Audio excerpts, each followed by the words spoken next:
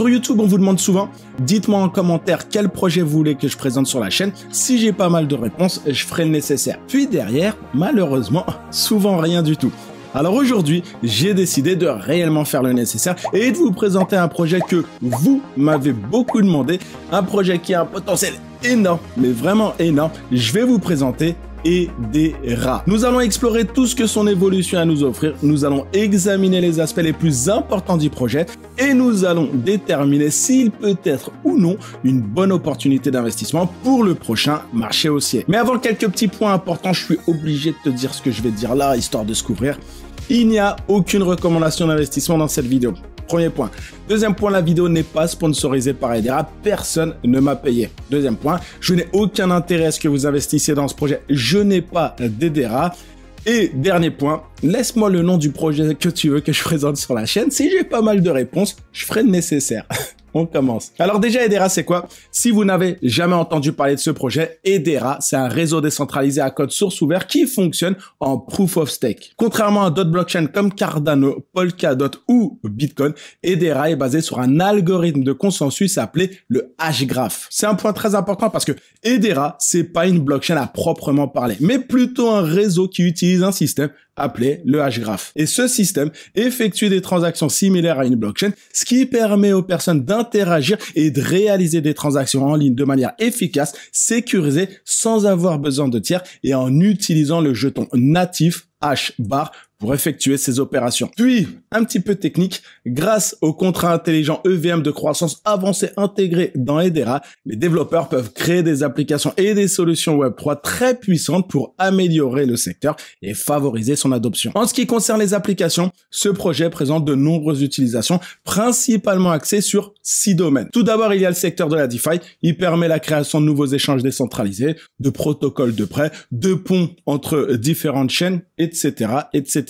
Il y a également le secteur des NFT avec la création et le mine de collection NFT. Aussi, il permet également la création d'une identité décentralisée qui vous permet de préserver votre vie privée en explorant le secteur du Web3 de manière sécurisée. Quatrième point, un autre secteur à fort potentiel pour Hedera, c'est celui des paiements. Des frais hyper bas, une grande évolutivité, des paiements immédiats. Hedera propose également aux projets Web3 et aux entreprises des stablecoins de premier plan et des services de tokenisation pour soutenir les applications modernes et les systèmes de paiement. Cinquième point, il y a le domaine de la durabilité qui est l'un de ses points forts qui, comme nous le verrons un petit peu plus tard, peut distinguer Hedera de la concurrence et lui donner un avantage considérable dans une société de plus en plus préoccupée par la durabilité. Et enfin, sixième point, il permet également diverses applications dans le domaine des données en enregistrant des données de manière évolutive et rapide. Quant à ses origines, Hedera a été financé par le biais d'une ICO en août 2018 et a été lancé pour la première fois un peu plus tard en septembre 2019. On va parler prix. Pour observer l'évolution du prix d'Hedera, nous devons descendre jusqu'à la 30e position à seulement 2 places derrière le Kaspa pour trouver le Hashbar,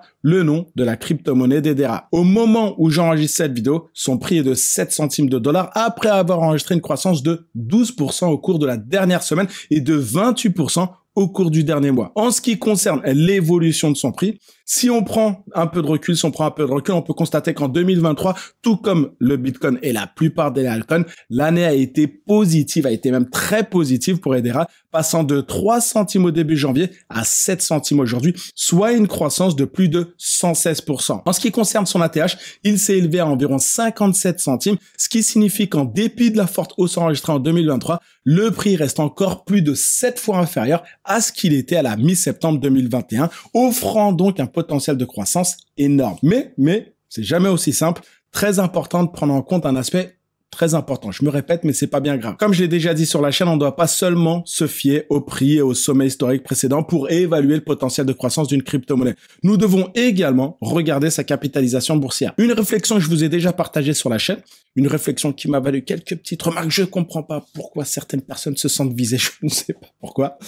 Une réflexion, c'est que il y a de nombreux projets qui ne reverront jamais, mais je dis bien jamais, leur plus haut précédent. Plusieurs facteurs à considérer, comme la libération de grandes quantités de jetons, ce qui peut maintenir la capitalisation boursière similaire, voire supérieure à ce qu'elle était lorsque le projet était à son pic historique il y a plusieurs années. Mais ce qu'il faut savoir, c'est que ça complique les choses, ça complique la possibilité pour le jeton de connaître une croissance aussi forte que lors des cycles précédents, voire de retrouver les prix que nous avons vus sur le dernier marché haussier par exemple. Dans le cas du H-bar, son approvisionnement représente environ 67% de l'émission totale, avec plus de 33 milliards de jetons en circulation, ce qui signifie qu'il reste encore 17 milliards de jetons à émettre pour atteindre les 50 milliards prévus au total. En ce qui concerne la capitalisation boursière, son record historique était de 6,8 milliards de dollars en novembre 2021 et elle s'élève actuellement à 2,5 milliards de dollars, ce qui nous laisse encore une marge de croissance de 3 fois par rapport à son dernier sommet. Ça confirme encore une fois qu'il ne faut pas tout simplement regarder le prix. Un autre point qu'on peut mettre en avant sur Hedera, c'est sa technologie. Mais sa technologie, je vais t'en parler dans moins de 10 secondes.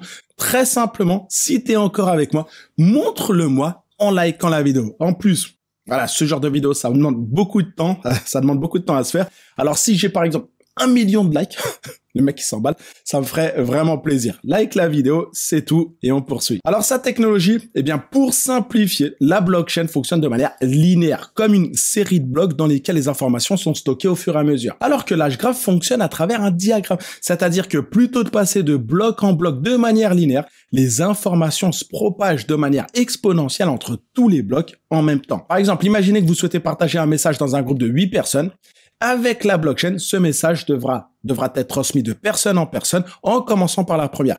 Une fois validé par la première personne, ça passe à la deuxième personne, puis à la troisième personne, puis à la quatrième, etc., etc. Le processus est linéaire, c'est un processus linéaire qui passe de nœud en nœud jusqu'à la fin. Une fois validé, il est ajouté à son bloc correspondant, ce qui forme une chaîne de blocs, aka une blockchain. Mais, je sais pas si je vais la garder, mais c'est pas grave. Mais avec la technologie H-graph, les personnes sont disposées en cercle. Dans ce cas, un diagramme et le message est partagé de manière exponentielle entre toutes les personnes. Le message passe de la première personne à la deuxième, mais cette fois-ci, la première personne le partage également tout comme la deuxième et ainsi de suite, etc., etc.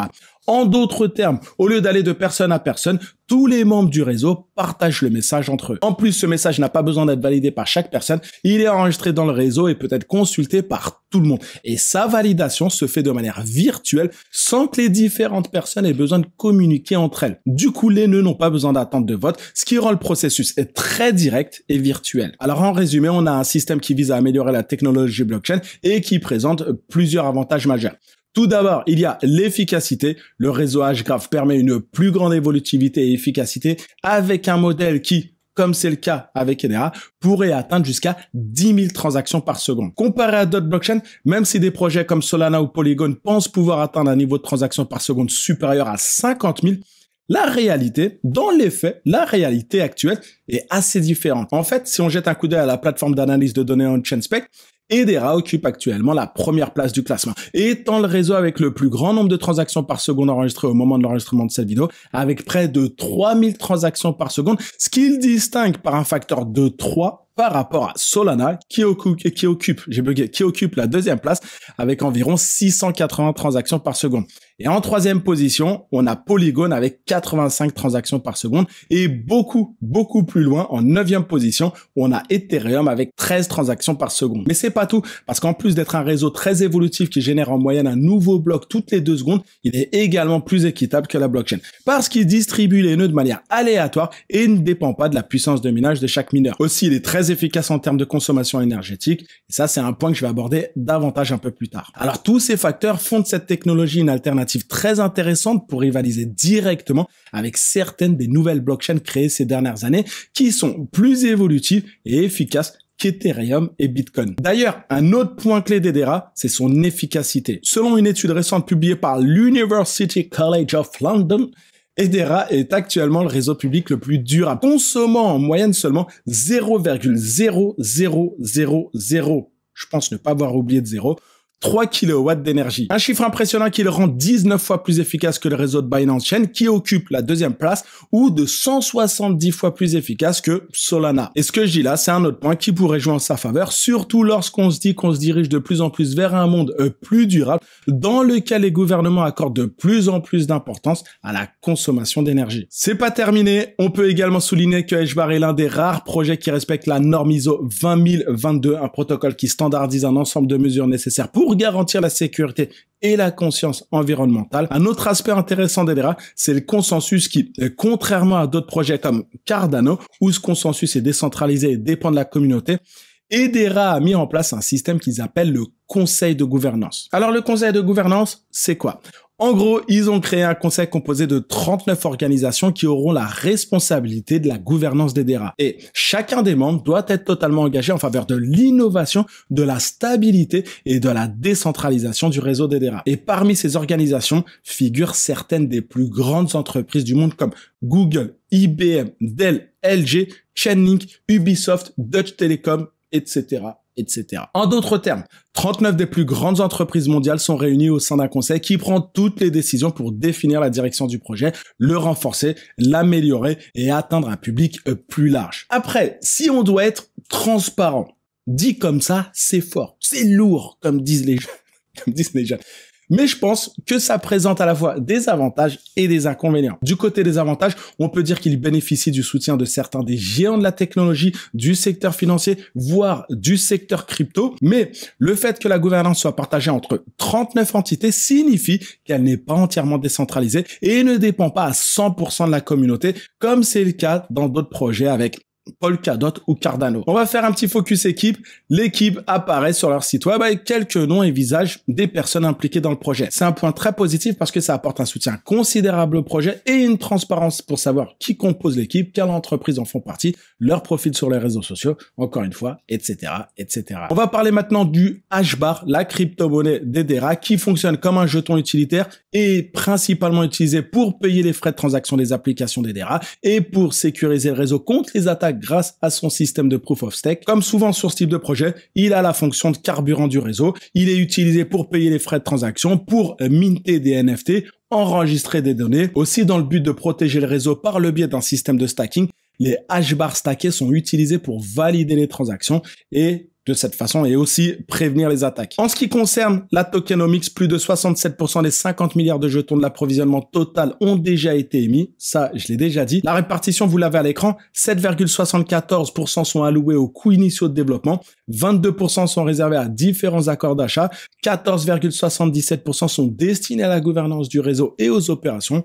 23,9% sont dédiés au développement de l'écosystème et le reste, soit 31,33%, est en attente d'attribution, dépendant des futures décisions du conseil de gouvernance. En ce qui concerne les frais du réseau, les fees sont fixes et en dollars.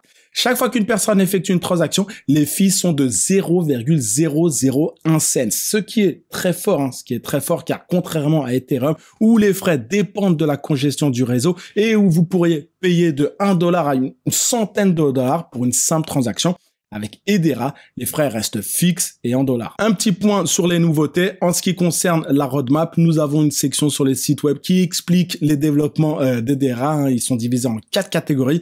Il y a les projets qui sont prioritaires, mais pas encore planifiés pour le développement. Il y a les projets prévus pour le développement qui sont déjà inclus dans leur roadmap et qui seront exécutés à court terme, comme la vérification des contrats intelligents. Il y a également, le troisième point, il y a également des projets en cours de développement, comme la modélisation. Et enfin, il y a les projets déjà développés, comme la mise à jour d'Hyperledger, le support graphique, etc., etc. Alors, ma conclusion sur Hedera, après avoir analysé en profondeur tous les points importants d'Hedera, pour moi, c'est un projet très intéressant qui offre une alternative à la technologie blockchain au-delà des solutions de Layer 2 ou de nouvelles couches qui améliorent ce qui existe déjà. En plus, son engagement envers la durabilité et l'environnement pourrait lui permettre de se positionner favorablement dans le futur.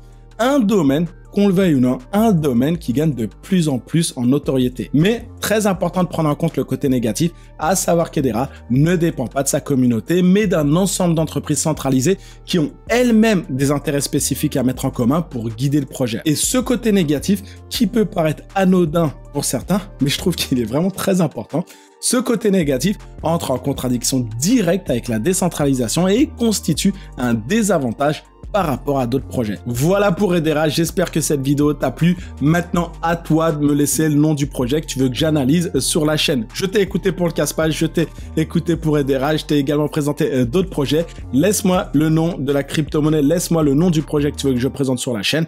Et moi, je ferai le nécessaire derrière. Tu peux poursuivre avec ce sujet. Je te parle de Cardano. Cardano est en route vers les 1 $. Hein. Cardano est en route vers les 1 $. Je te laisse cliquer dessus. Il y a des news très intéressantes. Hein. Ne loupe pas cette vidéo. Ne me quitte pas sans liker la vidéo. Ne me quitte pas sans t'abonner si c'est pas déjà fait.